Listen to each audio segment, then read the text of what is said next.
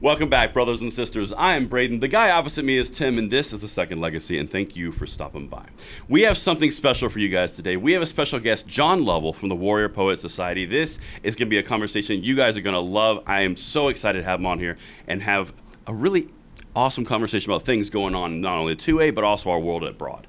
Now, this content is brought to us by LAS Concealment. We're going to say a quick word for them, and then we're going to dive into it. And the content today is brought to you by LAS Concealment. And if you're in the market for a holster for your favorite freedom tool, LAS Concealment is worth a look. They have everything that you could imagine, all molded from Kydex to your said freedom tool. Everything is fit directly to that model for a superior comfort and safety. They have inside and outside the waistband options, multiple designs, all sorts of different colors, and they are tested by the world's most elite special forces. Make sure you check it out. There's a link in the description box below, and thank you so much to LAS Concealment for making this content possible. All right, so we are in here. I'm so excited. We've got Tim. We've got Jon. Jon, how are you doing? You get the question today. How are you doing today, man? I'm rocking and rolling, man. I'm doing good. Yeah, just is that heat wave hitting you down there? Are you guys just sweltering heat or what? Yeah, I'm staying inside. Yeah. Well, you know, it's all that global warming. I just looked out my window and started sweating. So I backed up off of that thing. I'm like, man, Georgia heat, it's not playing around right now. You guys have the worst weather in terms of heat and humidity, the combination. Every time I go down there, like, you know, Eric is having his shoot coming up here really soon. And when I go down there, I want to die. It feels like you're walking through hot water. It is just, have you ever gone swimming in a swimming pool where the water temp is too high and you're not comfortable and you can't get away from the heat? That's what it's like walking around Atlanta in the summer, man. It's just brutal. That's about right. Yeah. Well, I really like our winter, spring, and fall. Very, very nice. And there's a couple unbearable months in the summer, but you just stay inside, you know? Yeah. So. Yeah, it's pretty much what we do down here, too. Yeah, it's a good vibe. Well, so, I mean, like, hey, Tim, listen. I mean, I think age before beauty. Why don't you crack us off? You know, I think that you've earned that. Okay, let's do this. So, Jon, I'm curious about the origins of the name Warrior Poet Society. Can you tell the audience, what does it mean to you? What's in the name? Sure. So warrior poet, it's a really ancient kind of term. It goes back of like King David was a warrior poet. You look at Thucydides, you look at some of the Stoics, the philosophers of old. And so this whole idea of a freedom fighter to be both a warrior and a poet is a very, very old thing. I'm just the guy that got the trademark in the 21st century for it. But I ripped the name from a few different things. One is that those ancient origins, but more pop culture in the last 30 years or whenever. But at the end of the movie Braveheart, they fought like warrior poets. And I'm like, I like that a lot. And then Dead Poet Society, Captain My Captain. And so Dead Poet Society, Warrior Poet Society, anyway, put it all together. It had a nice ring, and it really embodied what I wanted to accomplish and the journey I'm on. So there we are. It's a great name, and it kind of encompasses everything that you are as a person, because you have a really interesting background. I'll leave it up to you whether or not you want to delve into that too much, but a military background. You have training that you do. You're very much into self-defense. You're very much into the protection of our republic and the Second Amendment and all that stuff. So you have this dichotomy going of, you know, being a warrior, but then you're relatively soft-spoken given where you stand on so many issues. It's really interesting to see. But the name certainly seems to be fitting for what you guys are doing out there. Well, thanks. I like to cosplay somebody who's chill. I'm actually a really intense guy. And when I'm hanging out with you guys, I can kick back and be like, easy going, but just excite my wrath. And I'm just going to come unglued. You're like, man, Jon's not chill at all. No, I'm pissed all the time. Everything's so evil. Everything's so evil. Go ahead, Braden. I'm hogging there. But I just want to say, if you don't follow Jon on Twitter, you're going to see the other side. It's really interesting. Mm-hmm. And Twitter's where I show my other sides as well, where things I don't talk about on the channel. You're going to get that commentary over on Twitter, so do check him out over there. Okay, Braden, go ahead. I'm very active there. I'm active on Twitter. No, it's so great. And on that note, I'm really loving what Twitter is providing right now with kind of like basically like the gates have just been flung open. Like legitimately, it's like, wow, I can say something and people see it. Kind of. Yeah. That's kind of cool. Yeah. What's that like? We kind of forgot. But, you know, I think the thing that I was really excited to talk to, because you and I mean, we've had interactions multiple times over the years, and it's always been a really fun interaction because one conversation we will literally be having around the current things that are going on in our society, and in the next we'll be talking about Les Mis. I mean, like the breadth of conversations is so amazing, and that's kind of what I wanted to bring into this topic I'm about to broach. So I'm picking something up, and I really want to hear your thoughts, and of course this is going to spur some sort of response. So right now, I personally think that we have a little bit of a resistance that's showing across the board to the woke stuff, the gun control stuff, the far left stuff. I think that we have little grass shoots and basically sprouts of resistance, like a few case points. Bud Light, that didn't work out too well. They're selling off brands, and they're still declining. Target just had a pretty rough earnings season, and then they blamed it on some of the decisions that they made. And now you've got one of the number one songs in the United States is the Richmond North of Richmond. Do you think, honestly, John, do you think that these things are complete anomalies that just happen to be happening at the exact same time, coincidence, or you think there's something under the surface that everyone else isn't seeing yet? I think there's a chasm between our institutions of power and the people running the show, and then what all the people want. And so I think the massive amount of folks in the U.S. would like to be able to pay their bills again. That'd be great. We'd like to not have the next round of mask mandates that are about to drop right in our lap. We'd like to not be bankrupting future generations. We'd like to not be mutilating kids. We'd like to not be doing a whole host of other things that are absolutely egregious. And it feels like we're just shouting into the void and nothing changes because all of our institutions of power have been hijacked by a radical leftist ideology that gives a flying rip about what you want. They're going to impress their authoritarian regime under the auspices of being compassionate. And it's not real compassion. It's not real virtue at all. It's a very, very tyrannical authoritarianism that crams down a woke ideology that is meant to demoralize a people, because once the people are demoralized, they're very, very easy to control. So that's the game. Yeah. Wow. Man, you crushed it there. You know, Tim, you're up. I'm voting for John, you know, after the whole the whole debate last night. So I got to ask, did you watch the debate or did you watch the Tucker interview? Or did you watch neither? I watched neither, and I should have watched something. I know it's going on, but anyway, I just checked out. It's hard to do. I did check in a little bit on the presidential debates. And so I looked in on that. I knew Tucker, I would be able to watch that later. So, no, what did you guys think? Well, I mean, initial results, man, the Twitter recording blew away any type of results from the 8 Republican nominees, which we kind of thought was going to happen. I mean, honestly, I didn't know, but I had a suspicion that Tucker was going to bring in more viewers than the actual Republican primary debates. I thought it was interesting, and because I had kind of the recording going on the Republican debates, and then I had Trump. I just wanted to see the Trump one, and I'll be honest with you guys, I really missed the way that he talks. Like, I mean, literally, I can count on like a tremendous number line the amount of times that he was like, well, there were things that happened. A lot of people said that they were and they weren't, but they did, and it was great. But anyway, that's not what we're talking about. Yeah. Let's talk about something else. And it was just, I was like, I missed this. Yeah. I don't know why I missed this, but I missed this. And it was really interesting because the thing that I noted on a more deeper level, Trump was muted.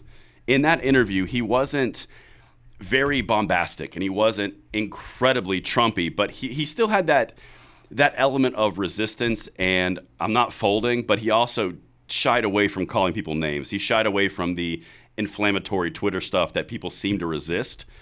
I noted that was a very interesting piece because he was very measured when it came to his nicknames. Like, for example, he was talking about Asa Hutchinson. He's like, his name's Asa, but I call him Ada. Can't really say why. I'll get in trouble, but I do, and it's great. Anyway, let's continue. I mean, it was so funny. I picked up on that too. I really did, because I was bouncing around between the two. Trump's interview on Tucker, as of this morning, hours ago, was like 24 million views, so it dwarfed the presidential debates probably. Oh, yeah. We'll see where it all plays out in the next 48 hours, what the view count looks like for him.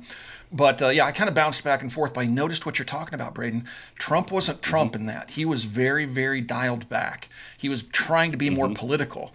And I think that's in response to the criticisms that have been leveled against him, and maybe there's some humbling going on with all the charges in 4 different jurisdictions. I think we're up to 91 charges, which to me are politically motivated, but who's to say, right? But Right.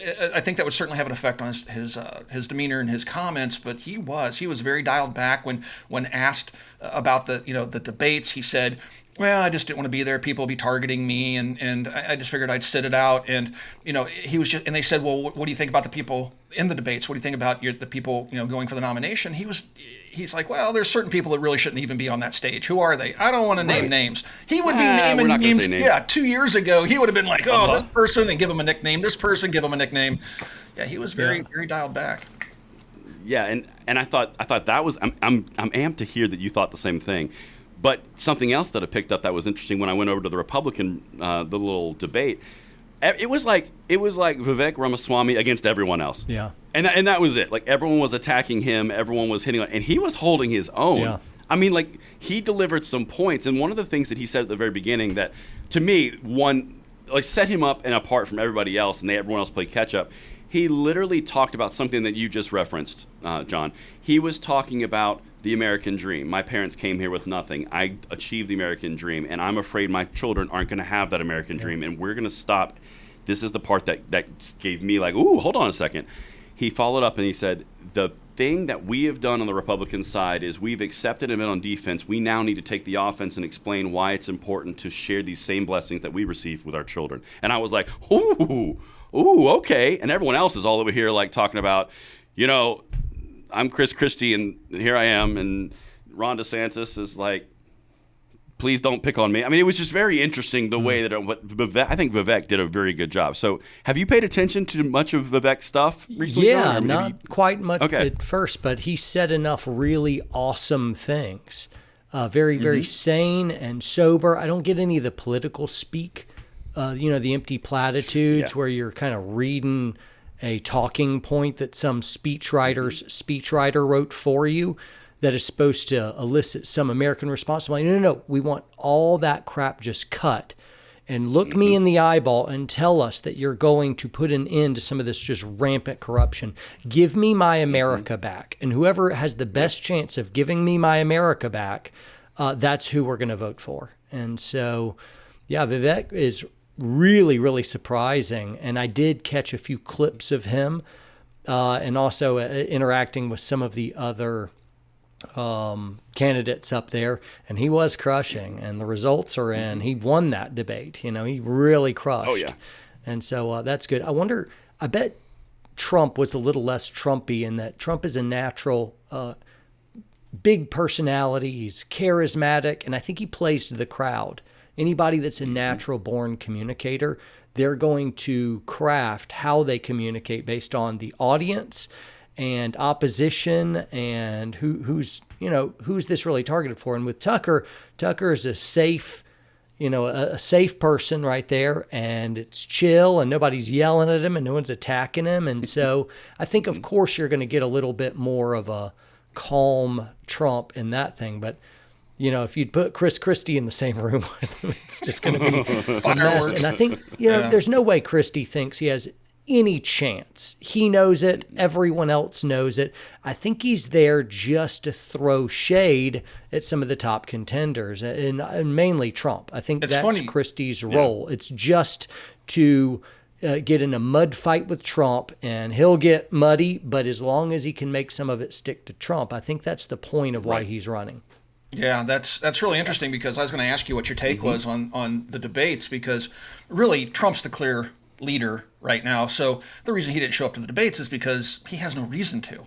He has everything to lose and nothing to gain by showing up to the debates when everybody's targeting him, trying to bring him down. So strategically, his setting the debates out makes total sense. But the other folks on the stage, I was curious what your take was, and you kind of alluded to that a little bit, and that is, what is everybody doing up there? So Vivek, in my opinion, is running for VP. He's very careful not to attack Trump.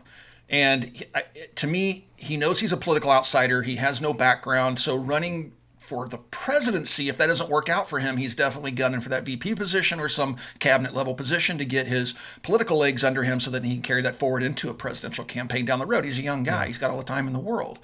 DeSantis is running for the presidency. Nikki Haley, not sure what she's doing. Christie, as you said, he's just there just to fling poop. I mean, he's He- there. he's- Yeah, I mean, he knows he has a snowball's chance in hell. He has no chance of winning anything. He's wildly unpopular. All the other candidates on stage, most people aren't really, they're polling in the single digits, low single digits, so they don't really have a shot. And that's normal for a first debate. There'll be, a shaking out here soon enough. But I don't get what Christie's doing outside of just out there flinging that poop and just trying to bring Trump down. It's so obvious. Maybe these presidential debates, I've clearly never been back behind stage. Maybe they have a really good snacks. Maybe he's there for the snacks. Everyone gets a big bucket of greasy chicken and, of like. Oh, man. I bet, or those bomb pops. Christie may have done it for the greasy chicken. You don't know. I don't know. So it's all speculation. So John, that was a T-shirt. And if you don't do it, I'm going to do it. Savage. Savage. The greasy chicken. So good. The greasy chicken. I'm here for the greasy chicken. Maybe Trump will I'm use here for that greasy as his chicken and nickname. Tim Raines. Yeah. Speculation, but It's strong. it's pure. It's pure. We don't know. It's got We don't the know. ring But of it could be. truth to it, So It does. It does. All right, so I'm going to throw a curveball here. Let's shift a little bit. I think this is a great time. We're loose. We're having fun. So now, Tim, I think you're going to enjoy this too. So one of the things, John, that we talk about on this channel significant amounts of time is the underlying lawsuits and the underlying movement that is kind of counteracting the prevailing trend from the administration, right? So as we go through these lawsuits, whether you're talking about the ghost gun regulation, which is frames and receivers, you're talking about pistol brace rules, you're talking about the ATF overstepping their bounds and going and calling things like triggers machine guns. Then you go into the CDC, reclassifying carbon dioxide as a toxin. They get smoked. Then you have Chevron deference that's called up onto the court for next year. Tim and Tim, you can obviously put your opinion, but I'm of the opinion everything is kind of shifting and being positioned to go against the overbearing bureaucratic state. I'm curious, do you see it or do you think it's just a fool's errand? I honestly am interested. What do you mean? Everything should. You mean the lawsuits are all rising up to attack the bureaucratic structure? Is that what you mean? Yeah, so kind of, yeah. So if you zoom out, let me kind of go from a different angle. So if you zoom out on what we're talking about with lawsuits, like I said, I mentioned those specific ATF rules, and you look at the other things that are happening against other bureaucratic executive agencies like the CDC, like the FDA, all of the EPA got a big smackdown. Yeah. EPA got a huge one. It seems to me that everything in the SCOTUS, the judiciary, is kind of lining up to say, hey, bureaucratic state, you're kind of causing a lot of problems that are outside of your purview. Do you think that's a assessment that could be aligned to reality, or do you think that's just kind of hopium? I think we have two completely broken and fallen institutions of government, and we have one, SCOTUS, which is left, and it's on hobbly legs, and it's that alone is keeping some semblance of our checks and balances alive. And so that's what you're seeing is these things are getting smacked down because they're outright flagrantly unconstitutional. They are outright authoritarian. They are tyrannical definitively. And so that's why you're seeing SCOTUS knock down all this stuff. But right now it seems to be SCOTUS against all other institutions of power. And so the left won't let that stand for long. And SCOTUS, they can only do so much. And so, I think all these, go ahead. Oh, I was just going to say, one of the biggest legacies, obviously, of the Trump administration is the appointments that he made, right? Okay. So if we hadn't had those appointments, we'd be in a very different place right now. Oh, man. My entire life, the SCOTUS has been 1 to 2 seats favoring left. And so we've never really had strong decisions on anything except Roe v. Wade, which just got turned over because even when they made that decision back in the day, they said, well, this isn't really a constitutional issue. This is a state's issue, but we're going to go ahead and do this anyway. We're going to do it anyway. So it's really been a kind of a weird ride most of my life. And so when I saw this majority go to the conservatives, really for the first time in my adult life, I was like, wow, how's this going to play out? And it's been really interesting because we're seeing good, solid decisions coming down, constitutionally founded decisions, not emotional or politically motivated decisions, as the left would accuse them of. Everything that they've done so far is strongly based in constitutional law. And in the past, that hasn't always been the case. And so it's really, really interesting. And this kind of goes further into, okay, so we're going into another election cycle. John, how important is this next election cycle, do you think, to the status and the stability of our republic going forward? If the Democrats win another election, say they reinstall Biden and they flip the House, now we have that's a scary situation. That's going to change a lot of things. Even with the SCOTUS there running interference, it takes sometimes years for things to go to court, right? And sometimes the courts will let things stand while the courts decide the outcome, which in the case of things like braces or bump stocks, you're basically destroying or turning in your property, and then they decide 2 years later, oh, you know what? It was wrong decision. The ATF can't do that. You can have them now. Well, you already destroyed your property. All the companies are out of business for the last 2 years. So how important do you think this next election cycle is? Are you going to take a position of, well, this is really, really critical, this is important, or is it just the ebb and flow of politics in your view? Well, we're certainly in uncharted waters here. It's not just politics as usual, because everything's been heating up to an absolute tipping point regarding the tyrannical structures. Again, I just said we have institutional checkmate against us, and recognizing that all of academia, media, Hollywood, legislature, executive branch, I mean, even when we control the House and Senate, nothing happens, nothing changes. And I'm like, a bunch of rhinos in there doing the secret bidding of whoever bought them out ages ago with whatever dirt they found or suitcases of money. I really just don't have a lot of faith in the Republican Party or the Democratic Party. And I certainly don't have too much faith in any political messiah that's going to sweep into office and right all the wrongs. I've never seen that happen. And Trump did a lot of good stuff that I like when he was in office. And then also I was astounded by what he couldn't get done as well. And it's just the entire legislature seemed to be against him. We had a red house and still couldn't pass all kinds of stuff, couldn't back up a lot of the bureaucratic machine. Now, if you catch me on a good day, I'll say stuff like I just said. On a bad day, though, I'll be even more grim than what I just say. I'll say, it's all a rigged house. It's all rigged. You can do whatever you want, but the globalists and deep state will install whoever they want. The Republic is sitting in a very, very bad place.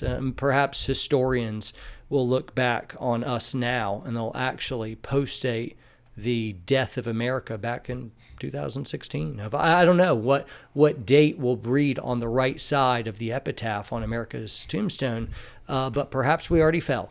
If the founders could all of a sudden be caught up to present and they examined the branches of government, I think they'd be unrecognizable. The executive branch, which would have been maybe a couple dozen people, is now millions and millions of people. The executive branch is out of control with the entire DOJ and military and all these czars that they've appointed, and all this executive orders being crammed down to bypass the Constitution and our due process for using the legislature. If this is a mess, but it looks unrecognizably like our original branches of power, which were supposed to be there. So they would look at something like we have now, and perhaps they'd be like, oh, well, this isn't America at all.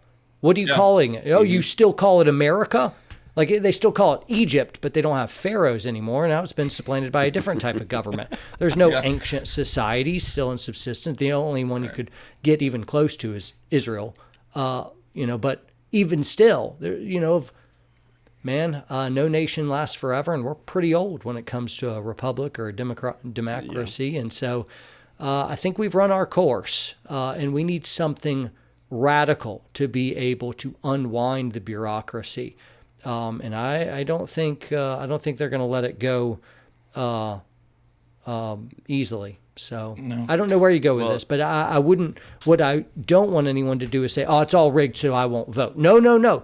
We've got to go out and vote in such ridiculous numbers that we have won in a massive landslide, so that we have beat their margin to cheat. And that every year they get better at cheating and rigging, and so you have to overwhelmingly win, just so just so when all's said and done, you barely squeak by a win. You know, I think that you just said something that we need to set up camp on, because this is something that I've seen over the last 2.5 to 3 years in my comments and our population on the gun world. There's almost a propensity to say it's broken, it's not working, so you throw your hands up in the air. And I'm not saying everybody does this, of course. I'm just saying there is a thought process to this, where people throw their hands up in the air and they go, well, it's done anyway. But the fascinating thing is something that you just said. If you know, and this is just a hypothetical, if you know 100% that nefarious action is going to take place, and you say it's going to happen either way, well, the thing that fascinates me is if you don't vote and you don't take action, you make it so they don't even have to do anything nefarious. Yeah, now they fairly won because of you. They don't have to, because they suppressed your vote by your idea of what was going to happen. So you took yourself out of the race. You cut your nose off to spite your face, and there's no evidence of nefarious action because they didn't need it because you stayed home. Yeah, and I find it's such an interesting thing. And I find it very un-American, and I'll go ahead and go further and say I find it very unmanly to give up, even if you are in the fight of your lives that you can't win. Even if you can't win, you should still go down fighting. Let me go out with my boots on. Right. I'm not going to go gently into that good night and let freedom die on my watch of like, I'm going to engage in the war of ideas, and I'm going to speak, and I'm not going to self-censor, and I'm going to go out and vote, even if they're rigging everything. I'm going to do everything I can in my power to be a good citizen and to be a good man and to carve out a future for my kids. And even if the battle seems hopeless, I'm still going to engage in it because that's my only option. This is the only America I got. There's no plan B here. This is where freedom, this is the line of freedom across the globe. If America falls, freedom is crushed everywhere.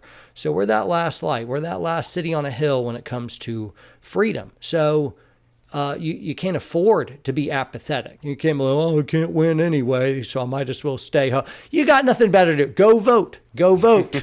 Make them cheat to win, and then let's kick their teeth in court. I don't know. That's a self-fulfilling prophecy. When you sit around and go, the system's rigged, I'm not going to take part in it. No, the only way to fix it is to take part in it. And you have to be politically active, and that's something we try to push here on the channel, right? On Second Legacy, we're trying to tell folks, don't just sit back. Well, my representative is anti-gun, so I'm not even going to contact them. No, you must contact them. Because if more people contacted them, you can sway their opinions, because political creatures want to stay in politics. Why? Well, look at Joe Biden. Yes. You get filthy rich. How can you be a public servant making $200,000 a year or less, yet wind up being a multimillionaire at the end of your tenure? Well, corruption, Tim, right? Tim, he loves his family, and you're just mean. And he's just... Listen, Jack, he almost lost his 67 Corvette in an almost house fire. He made that very clear in Maui this week. So it's a serious thing. He's a good dude, loves his family, and you're just meanie head. You are a meanie head. Man, I can't. Hunter is his family, by the way. Yeah. And Hunter's the worst. So it's not really endearing of like, oh, he loves Hunter. I'm like, that guy? You love that guy? Well, it's always funny when the media, all the media can do to cover him and go, yeah, but look how good of a father he is, sticking by that. It's just the media is unbelievably powerful. It's amazing to sit here today and look at how they're still shaping politics in the United States, right? So the vast majority of the mainstream media outlets are far left leaning. I'll just call them what they are. They're Marxists, and they're pushing that agenda. Right. Yeah. So a politician that they favor, like Biden or any Democrat, they can go out there and literally gun somebody down on the street on camera, and they'll spin it in such a way, if they even cover it, they'll spin it in such a way that it looks good. So here you have Hunter Biden out there leaving Coke bags in the White House, so they say. Allegedly. and he's out there fighting in court to keep his daughter from even having his last name, and all these horrible things, and the media won't even report on it. And he's probably one of the most corrupt politicians. It's well documented, but people on the left are still saying, show me the proof. You mean besides all the emails? Besides the proof? Besides him sitting right there on a camera saying, I pressured Ukraine to fire this prosecutor so my son could stay on the board and bring me bags of cash. I mean, this man is so wildly corrupt, but they won't talk about it on the vast majority of the mainstream media outlets, and it's still shaping people's political opinions. Half of this country thinks that he's a better option than anybody else. Now, I would take a pet rock or a potato over Joe Biden because it would do less damage, but there's half of the country that is still shaped by propaganda that are not free thinkers, that will not go out and look for information on their own. And this is coming from a guy, myself, I don't belong to either political party. I think they're both wildly corrupt, and what you're talking about earlier, John, is what I call the uniparty. These rhinos are in bed with the Marxists. And that's why you don't see them ever doing anything when they gain power. And we tried to motivate people when Trump got elected. We were telling people, guys, this isn't the time to go to sleep, right? You don't just sit back thinking you're relatively safe right now because you think you got a president that's going to save you, because the president isn't that powerful. You still have to worry about the Congress. But this isn't the time to go to sleep. This is time to press the advantage. This is the time to go out there and pull back on some of those restrictions we've had on our rights. Get rid of the NFA. Get force every state to basically honor constitutional carry. These are the things that, if they were truly going to go out there and do our work, if they, as conservatives / Republicans, they would be doing it, but they don't. Yeah. And it's really kind of disheartening. See, I think that it's good to have these conversations 100%, but I think that's kind of what we're seeing is, and this is just my opinion, but if you look at the standard course of the last 30 years, okay, I mean, like, we've all been involved in the political spectrum in that time frame. You've got Democrats who are the big party Democrats. You get a far left, you get moderate. You kind of go back and forth. Republicans, same thing. Rhinos, back and forth. Moderate, not moderate. It's really just the difference of speed of which way you're going. I mean, like, it's the same direction, just the speed is different. But what I think is interesting, and this is where it gets to go to John's example of a little bit of hope there. Outsiders are starting to step in a lot of different ways. Yeah. And now this takes time, but like Donald Trump was one. Vivek Ramaswamy, that's another one. You've got Lauren Boebert, you've got Chip Roy, you've got a lot of people who are embracing that element of, no, I'm not part of this uniparty. And it's now in vogue to say I'm an outsider. And that speaks to something that says, if you're an insider, we're good. No thanks. I don't need that in my life. And if you go back to Bud Light, massive market cap loss. Target, massive loss. Richmond, Northwood Richmond, number one. There's an underlying current that is going in the direction of anybody not from D.C. I'm good with. And I think that explains a Trump. That explains a Ramaswamy. I think that's what you're seeing. Anyway, that's just my thoughts, though. I'm just saying. On this, I also am extremely upset by the massive amounts of propaganda coming out of all of our media, which is corrupt and fallen. We're seeing the advent of the citizen journalist, which is really cool, and it's happening on social media. And so people just rising up and reporting, and we're taking to social media, and especially really just on Twitter, because the other stuff is repressed on all the other social media platforms. Yeah. So we have Twitter, where the citizen journalist can actually tell you what's going on. But something even worse than our fallen media organizations comes to the classic question, who guards the guards? Because if the guards are not prosecuting one side and the rampant corruption at the highest levels of government and throughout all our other places of holding power, if we are in this banana republic status where Trump and Biden allegedly create the same crime, mishandle documents or whatnot, but one gets arrested a bunch of times and is trying to throw them in jail, and the other one, nothing, just flat nothing. And so this only applying the law to one political party, the Republican, the conservative, and not applying it at all to the Democratic Party. If you don't have the police and the military, it doesn't really matter. Let's say we got all of the media on our side, and all of America shouts out with one voice, this is what we want, and the guards throws our leaders in jail, and the military is ready to enforce that as well. It doesn't really matter. It's kind of like Rome. It's got an emperor, and then all of a sudden a new general comes into town. He's got his army, and he's like, I think I'll be Caesar now. And then because he's got might, he does what he wants, and now he becomes the next ruler. And if they have that ace in the hole, that's a corrupt all the three-letter agencies. If they have all that stuff, and they have the military, well, we can saber rattle all we want. We can the media can be fallen, or maybe they report on it and we all agree. Ultimately, if our guards are corrupt, we're screwed. And so I don't know what to do about that. We do need someone to come in and fire them all and eviscerate some of these institutions of power which are corrupt, because some of those still serve a good purpose.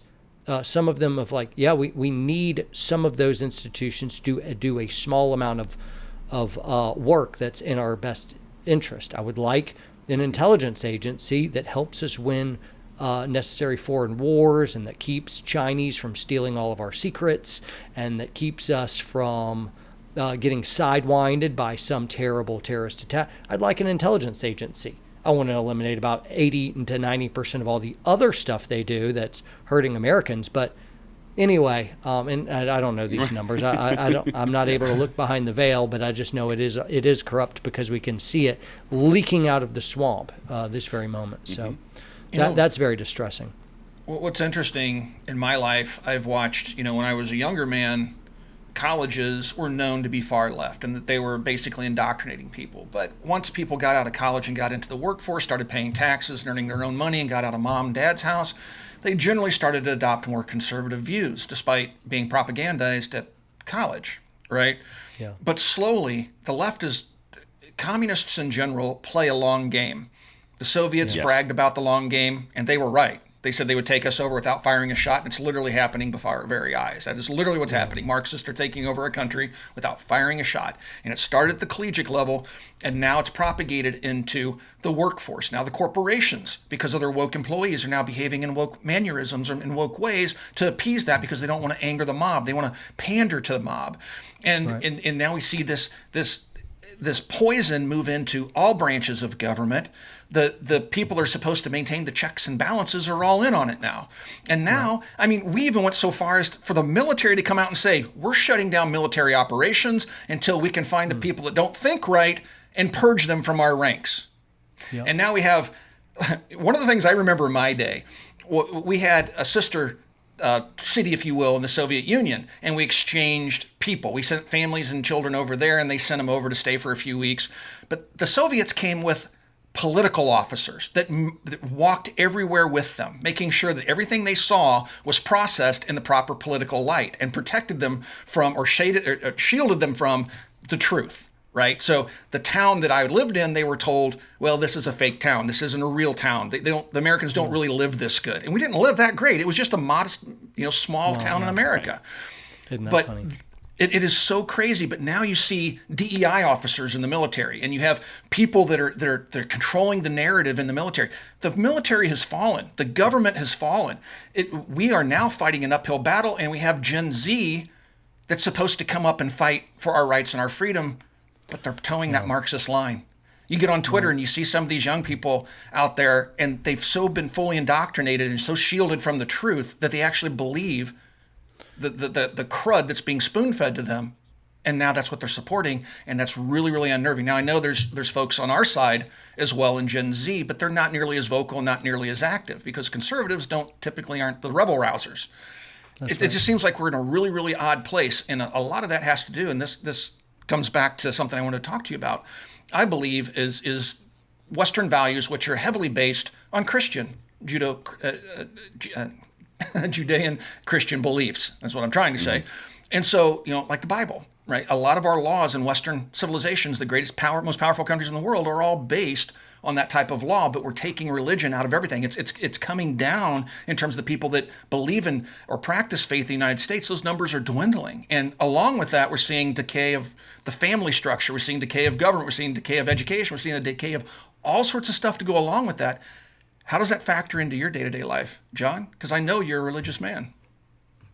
So my day-to-day life, not a lot. When I'm not doing my job, I'm on my farm with my family, and we're taking care of animals, and we're doing story time with the kids, and life is really good at the Lovell house. We have our own little oasis of joy. It's our home, and so I try not to drag the ills of the world and difficult stuff at work of like, no, this is my refuge. And so my day-to-day life, I do experience a lot of this difficulty when I am checking in with the news and when I see the effects of it out there in society, which is very, very obvious to see during the pandemic.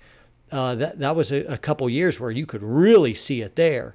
And we certainly see it in other areas as well as it crops up. I see it in censorship through big tech. I'm seeing that all the time, and that's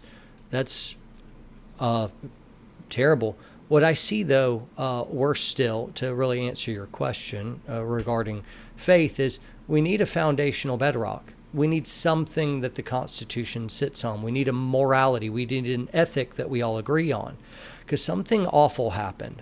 Politics gobbled up every other area of life, all of it. You can't talk about the weather because that's climate change. You can't talk about anything 100%. Without it being politics. But now something crazy has happened. Everything went political, and now it's not political. Now it's moral. It's right and wrong. And so when I look at this radical leftist ideology, I'm forced to just, scratch my head and be like, wait, hold on. We're talking about chemically castrating our children? I see a lot of stuff. It's just right versus wrong. It's good versus evil. The left has gone so wildly left that they departed any continuum where you could be bipartisan. There's no bipartisan to this. It's kind of like before. See, the great experiment, the American Republic, it was based on one nation under God, indivisible, with liberty and justice for all. That was the ideal. That was it. We've been endowed by our Creator with certain unalienable rights. And among those rights are the right to life, liberty, and the pursuit of happiness. It's in our Constitution. It's in our Declaration of Independence. It's the bedrock in which we stand. And it's a morality that comes from God. And because there is a God who authorizes morality, we can say these are certain natural rights that the government is not allowed to touch.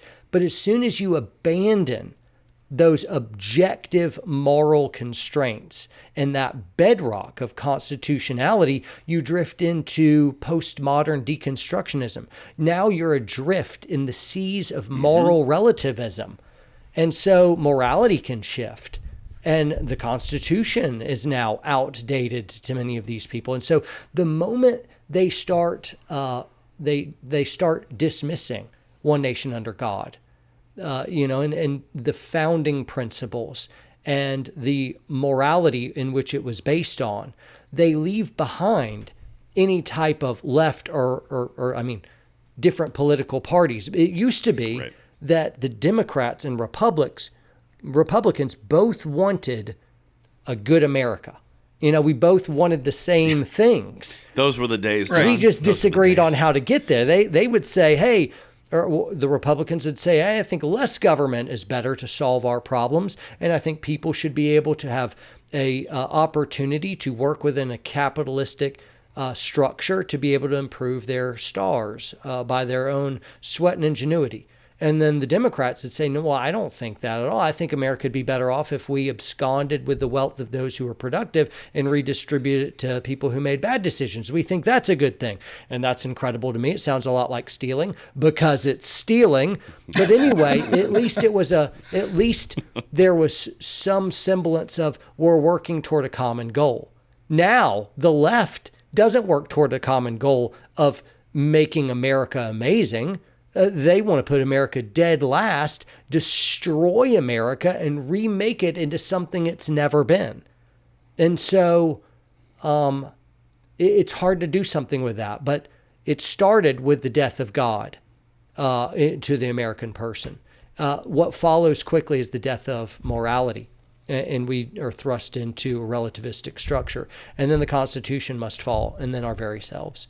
And so it's very, very predictable dominoes as the root idea, Platonic idea, makes its way out through a short generation or two to have cataclysmic results, which is what we're dealing with. Nietzsche said, God is dead and we have killed him. And what he didn't realize is if God is dead, so are we. And we're just realizing it. Oh, Nietzsche. That was a thing. Well, I mean, that was kind of a, when you look at everything from that perspective, I think that a lot of the things that you just landed on completely founded correctly. I mean, a lot of the things that are being undermined and the roots of our foundation are being pulled out from under us, which then makes the entire thing shaky. Yeah. So one thing, and this kind of circles back to what you said at the very beginning, even if you feel like it's hopeless, do something. Right.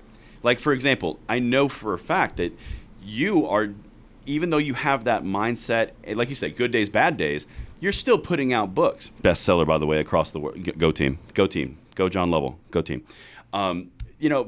You're putting out books. You've got your Warrior Poet Network. You've got constant content out there to help people with these types of things. And I think that the more people wake up to the realization that it's going to be a struggle, but you can do it, I think that's the beginning of the repouring of that foundation. And it's going to take time. And another thing that I think, going long game, this is an important piece of it as well, the left is not reproducing. I'm just, like, by the numbers, they are not reproducing. Sheer human replacement, the right conservative families are producing more offspring than the left. Yeah. And 2 to 3 generations from, or 2 to 3 decades from now, the landscape's going to look totally different. Even if you feel like you can't put a book out, and this is talking to anyone watching, even if you can't put a book out, if you can't do a YouTube channel, if you don't feel like you're a good communicator, you can instill the ideals of freedom and constitutionality in your children, and that will have long-lasting effects. Good. There's something that everyone can do. That's good.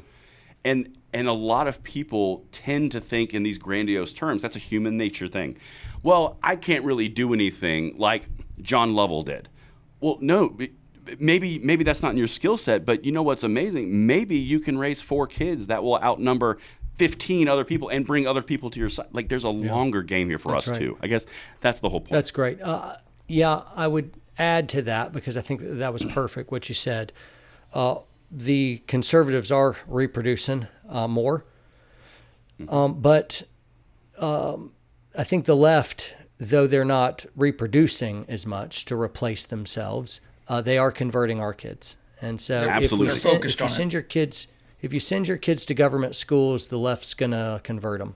And you won't even see it happening. They'll go off to college and all of a sudden they'll run wild, reject your beliefs, and be like, wait, I raised you better than that.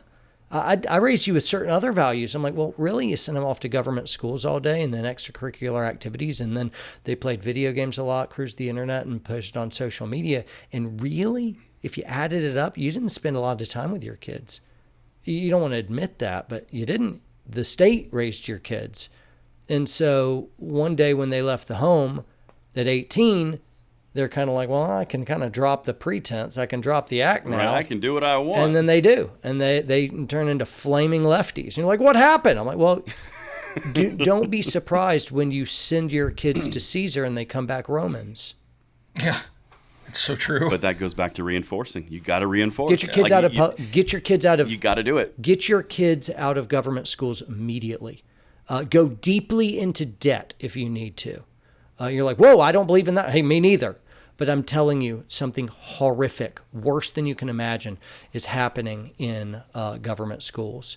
You can lose some money now in standard of living, or you can lose your kids later. That's the Faustian exchange.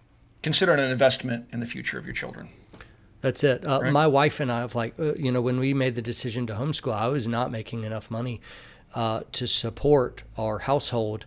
And we were trying to be single income so she could homeschool our kids. We went into debt, and then we moved out of our house and we moved into a little apartment that was kind of stacked on all these others, like multiple stories, and it was a little humiliating because I'm a grown man with multiple kids, and I'm living in this little apartment, drove a Hyundai Accent for a long time, for years. Or no, I had this old truck. It was like a 1990s, early 1990s truck. And this isn't terribly long ago, but I'm just saying we had to dramatically change our lifestyle so we could homeschool. It hurt bad. And we went into debt. It still wasn't enough. And we had to climb out of that over the years, and that sucked. But you did, though. We did. But you did. Yeah, we really love our kids, and we recognized what was happening. And a lot of people really love their kids. They see what's happening. They do not like if you look at it and you really do the math, you're like, man, this is going bad. It's easier to just not recognize it, or to sing yourself to sleep and say, well, in my public school isn't that bad. Right. Like, well, no, it is. It's the government school. It's a government school. Beware. And so I'm a really big advocate of homeschool and homestead and all that stuff. So there you go. That's actually that was so Forrest Gump. That's about it. That's all I have to say about that. Oh, very good. Well, this has been an outstanding conversation. It's been an hour already. It seems like 5 minutes. But it's just been amazing. I know that you have a book out there that is a #1 bestseller right now in several different categories. What's the book that people can go out there and look up and buy a copy and help support the mission that you're on? Yeah, it's The Warrior Poet Way right here. There it is. Boom. Looking all sexy and stuff. So it took a couple years grinding this thing out. Man, just having to go rework stuff, and then I'd have an idea, and then that idea would grow and develop, and I did hold a lot back as well. I talk about stuff on YouTube. I got stuff in this book I've never shared, and to be able to synthesize thought and make a bigger argument. The reviews are spectacular. I'm humbled by the reviews. Had a lot of kind of heavy hitters that are well known who are endorsing it and saying good things. I also did the audiobook. So if you're allergic to reading, you can download the audiobook, and yours truly, this guy right here, I'm reading it. So, and I get into it too. Wow. I really go all in for the reading. So get the audiobook, and appreciate the support. Get one for where can people find other it? Folks. Wherever books are sold. So okay. Wherever so books they can are jump sold. on Amazon. They can jump pretty much anywhere wherever books are sold and find a copy. Yeah, but if you want to go to thewarriorpoetway.com, that'll lead you wherever you might want to go. warriorpoetway.com. And then you're not sending money to people that hate you. That's right. That's right. That's right. Well, outstanding, John. Thank you so much. Yeah. What's that? Nope, nothing. Thank you. Oh, Thanks, man. Yeah, absolutely. Well, we really appreciate you taking the time out of your busy schedule to come and join us on The Second Legacy. It's been an outstanding conversation. And folks, comment down below. We'd love to have Jon back. If there's something that you'd like to hear Jon talk about, again, use that comment section down below this video. If you'd like to be part of The Second Legacy and come on the show, we actually allow for that. We do that. And there's a link in the video description below. Follow that link, fill out the questionnaire. We'll get you on the show. We can talk about whatever issues at the top of your mind. Let's try to keep it around the Second Amendment, though. Thank you for watching, and we'll talk to you guys soon.